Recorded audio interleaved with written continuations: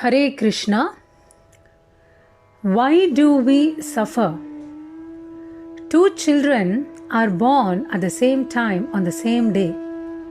One is born for a rich and well-educated parent, and that child is very bright, healthy, and attractive. The family provides all facilities for higher education and luxurious life for that child. Whereas, the same time, there was another child which was born to a poor parent who is already feeling that the child is a burden to them and is unable to provide even proper food and clothes. What do you think is the reason for this difference? We may think this world is full of disparities and the Lord is so unfair. They are good people, but then why should they suffer? Doesn't God have eyes? He is so unkind. Most of the times, these are the thoughts that's been running in many minds. But the fact that we should know is the individual soul alone is responsible for its own karma, for its own actions. Every action has its reaction. Our actions are compared to seeds. Initially, when we perform an action, we are planting the seed. Then, over a course of time, they gradually grow and start to give fruits.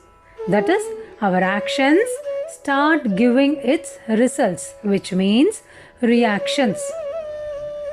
Some result of our actions come immediately, and some may take very long, maybe after 2-3 janmas also.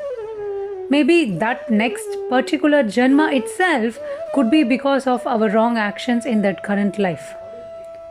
Such reactions may produce either suffering or enjoyment for the living being according to one's action.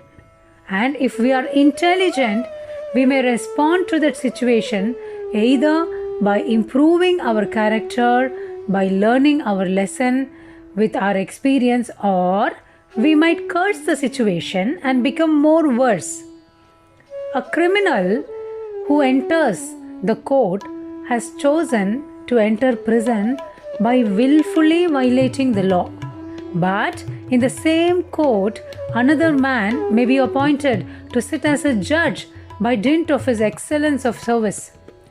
Everyone has choice in their life.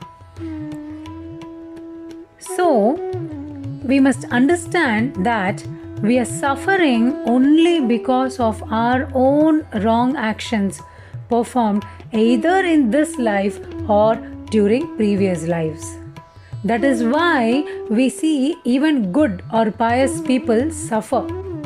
This lifetime they might be very good and pious, but they are suffering only because of their past actions. Now, is it possible to overcome the suffering and bad karma? Yes, definitely it is possible. One can change his karma by taking up to the process of bhakti, that is devotional service in Krishna consciousness. Why should one take up bhakti or devotional service? Because as we know that the purpose of human form of life is to utilize this rare chance to serve the Lord and go back to his spiritual abode. The soul or Atma in the human body stands in the midpoint of the evolutionary cycle. From that point, the living entity can choose either degradation to the lower species or liberation from repeated birth and death.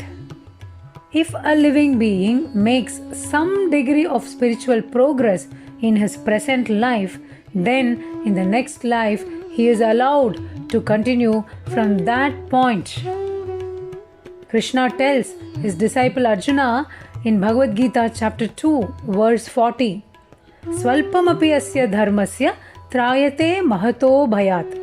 In this endeavor, that is in this practice of bhakti, in the practice of Krishna consciousness, there is no loss or diminution.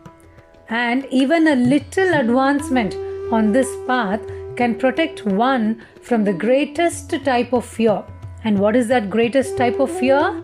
That is taking birth in an animal form or even lower form of species in the next life. Hare Krishna.